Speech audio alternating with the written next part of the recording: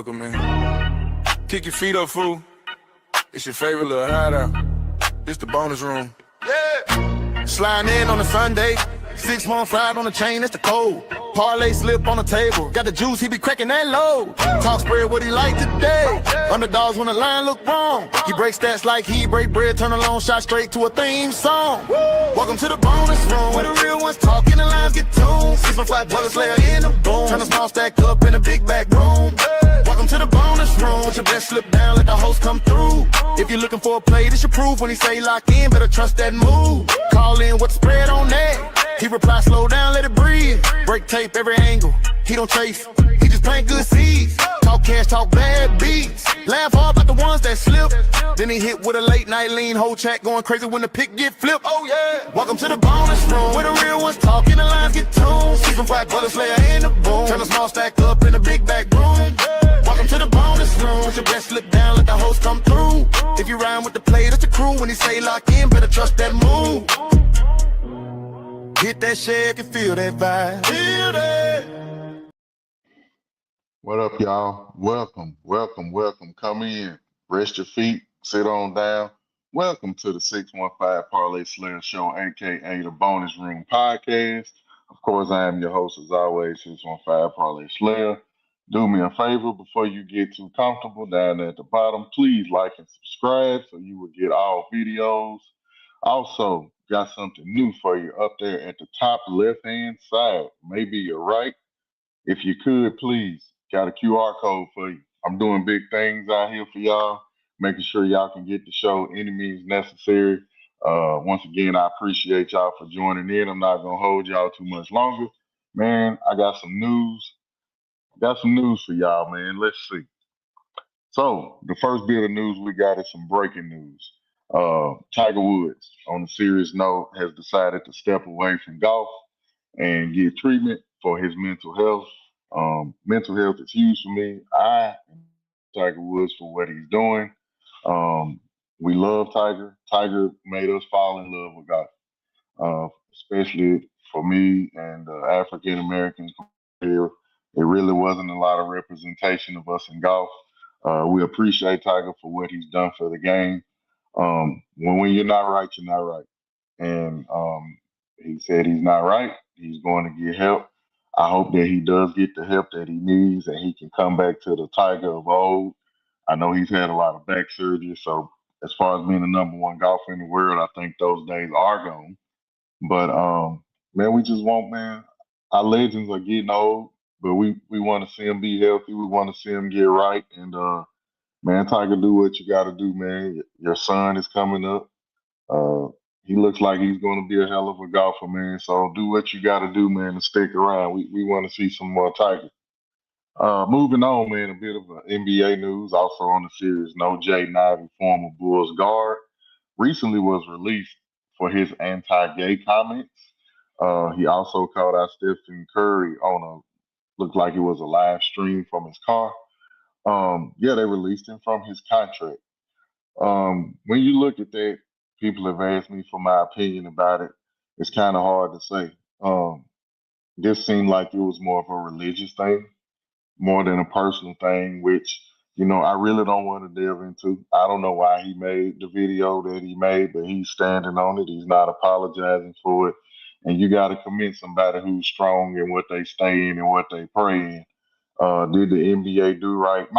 This is my thing about the NBA. When you cross over certain lines, whether it be political, whether it be sex or gender or race, you lend yourself and you open the Pandora's box for people's comments, compliments, thoughts, whether they be good, bad, neutral, it doesn't matter. Kyrie Irving went through this when he had some things to say about the Jewish community.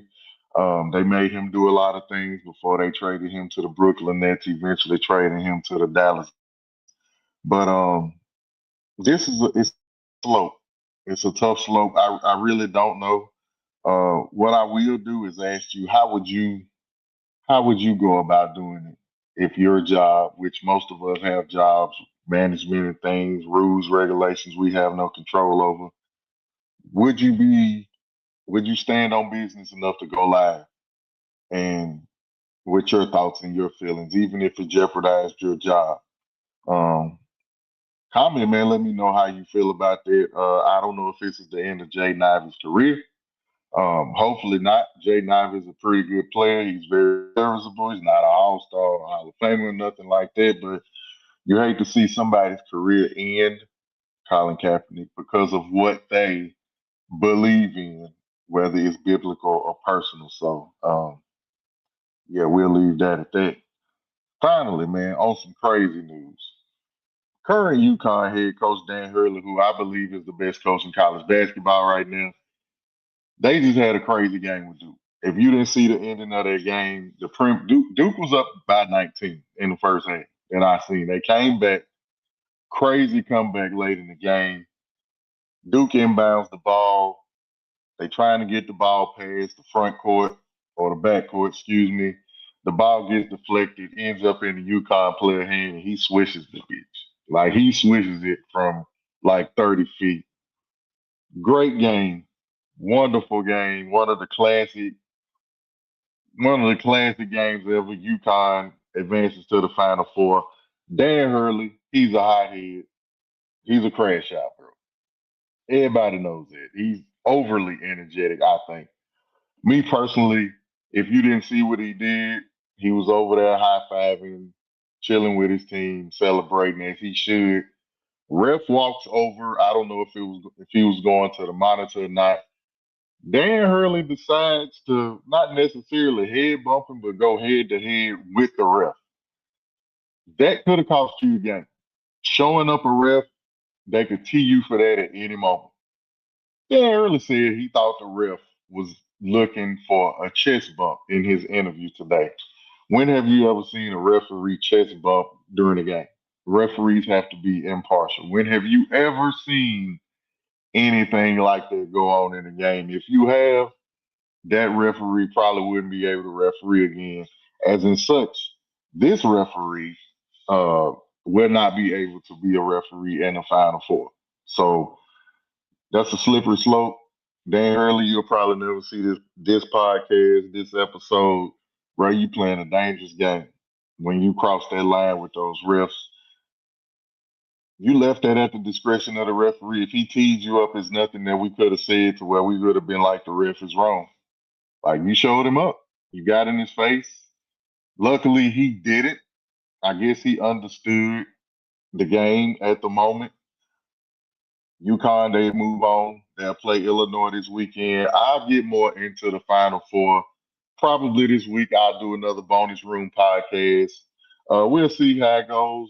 We do have a show of Pushing the Lines coming this week, but we'll see how it goes. And I'm going to follow up with this, man. The Final Four has been crazy. This NCAA tournament has been absolutely amazing. It's been one of the best NCAA tournaments we've had in a long time. As a fan, I'm appreciative. All my brackets are busted, even though I'm in first place. I don't even care. I love it. I love the competition. But Dan Hurley, bro, you gotta stop being a crazy out, big dog. You you be tread on thin ice.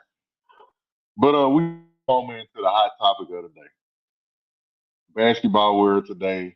They released the 2026 Naismith Basketball Hall of Fame finalists, the people that are actually getting into the Hall of Fame. First of all, I want to congratulate all of the people that got in today. Coach Mark Few from Gonzaga, well deserved. Although Gonzaga does not have a national championship, one of the best coaches in college basketball. He's in. Uh, Elena Deladon, NBA champion, two-time MVP. She was the first woman in basketball to have a 50-40-90 season, 50% from the field, 40% from three, 90% from free throw. You hear Kevin Durant doing that all the time. That is not a feat to be taken lightly. That is a hell of a season, and goes to show how good she was. Candace Parker, man, no doubt, probably should be the headline, honestly. Only player in WNBA history with three titles with three different teams. Of course, you remember the one she won with the LA Sparks, the Chicago Sky, and the last one that she won with the Las Vegas Aces. She's also the first player to win Rookie of the Year and MVP in the same season. So shout out to CP. Right now, she's doing a fantastic job commentating and announcing NBA games with Dwayne Wade and that crew over there, man. So shouts out to her, well deserved. It comes to questions, and unfortunately, yeah, it comes with it. It comes with it.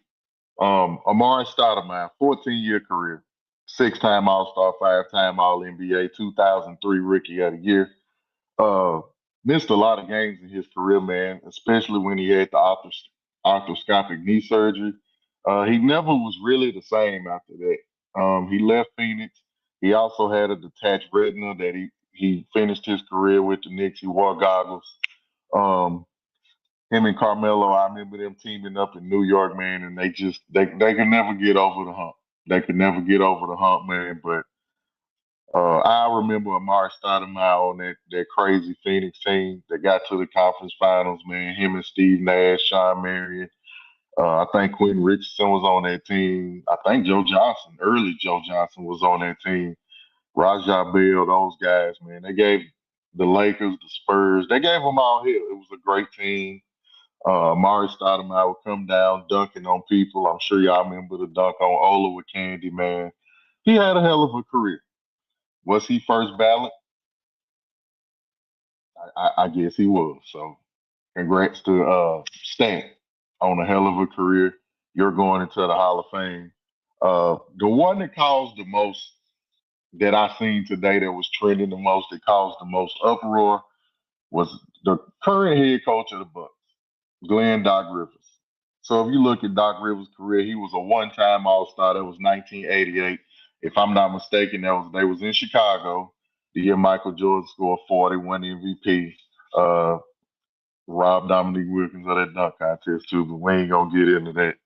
Um, One-time NBA champ as a coach with the Boston Celtics in 2008. They beat my Lakers, killed them in that last game, man. Paul Pierce won the MVP. I'm still salty about that. Uh, Glenn Doc Rivers for a career. He averaged 10 points, 5 assists, 1 steal. That was his average. He never averaged more than once in his career. Well, excuse me, he only did it one time in his career. And I don't know, man. What are y'all thoughts and comments about Glenn Doc Rivers? If you look at his coaching stats and his coaching record, he has 1,191 wins against 861 losses. The 1,191 wins is sixth all time. He's still that can only go up. The one thing that makes me cause some pause about Doc Rivers, he has 114 and 112 players. And that's not, nah, bro, we can't. That's not Hall of Fame worthy for me. He's also the only coach that has had three teams up 3-1 and they lost all three of those series. I don't know how y'all feel. Doc Rivers, I love Doc Rivers as a person. I actually like him as a coach. I think should do more with the talent that he's in. We also have to remember when we look at these people's careers, it's not just WNBA Hall of Fame. It's called the Naismith Basketball Hall of Fame. So when we talk about Amari Stoudemire, we also have to add in those two championships he won overseas. He also won a Finals MVP. All that goes into play when you get to talking about these Hall of Famers, man. So congrats to this class. It's not the strongest class. It is a good class. And boy, come on, we may talk about who didn't get in. I know a lot of people said Blake Griffin should have got in over Doc Rivers. It didn't happen. A lot of people are still wondering why Kevin Johnson, KJ, still is not in the Hall of Fame. I've heard some people say something about Jamal Crawford. He was eligible this year. So as time goes on, we'll see. We'll see. It's still early. There's always next year and future Hall of Fame finalists that'll get in. But before I get out of here, man, once again, I want to thank y'all for coming in. Again, before I get out of here, man, like and subscribe to the show. Also, there's my QR code at the top left. Follow that, man. You'll get all the notifications whenever I do decide to do a show. Uh, Before I get out of here, man, thank y'all for coming to the bonus room. I appreciate y'all again. Like I said, this is our show. This is not my show. This is for us. I will have guests on most of my shows. There'll be 15 minutes. You may get a 30-minute show. If I have guests, it may go on an hour. So won't hold y'all too long, man. Just kind of want to hit on trending topics and hot topics. Don't want to leave y'all waiting. I know a lot of people always ask me my thoughts and opinions, and just like that on the verse, I want to know y'all. I want to know y'all. We in this together, man. The sports family is one big family.